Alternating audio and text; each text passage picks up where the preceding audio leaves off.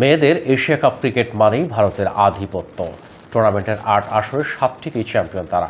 ২০১৮ সালে বাংলাদেশের ঐতিহাসিক জয় বাদ দিলে এশীয় শ্রেষ্ঠত্বের লড়াইয়ে ভারতীয় নারী দলের ধারে কাছে কেউ ছিল না।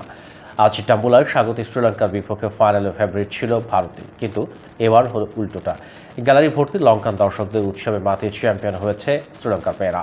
তৃতীয় মান্দানার ৬০ রানের সৌজন্যে ভারতের ৬ উইকেটে করা ১৬৫ রান ১৮.৪ ওভারে মাত্র ২ উইকেট হারিয়ে টপকে যায় শ্রীলঙ্কার নারী দল।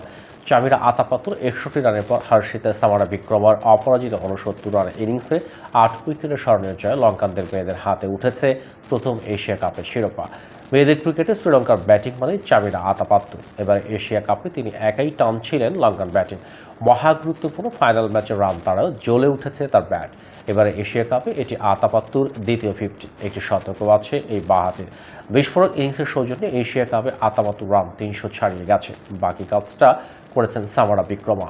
এর আগে ব্যাটিংয়ে ভারতকে দারুণ শুরু এনে দিয়েছিলেন দুই ওপেনার স্মৃতি মান্দানা ও শেফালি বর্মা। দুজন মিলে পাওয়ার প্লেতে ৪৪ রান যোগ করেন। মান্দানা ছিলেন আক্রমণাত্মক, শেফালি খেলেছেন ধরে। কাভিশা দিলাহারির করা পাওয়ার প্লের পরের ওভারেই থামে শেফালির ১৯ বলে ১৬ রানের ইনিংস।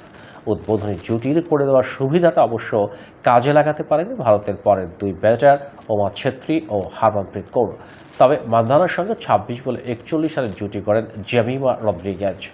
ইনিংসের ১৭তম ওভারে জেমিমা ১৬ বলে ২৯ রান করে আউট হলেই ভাঙে সেই জুটি।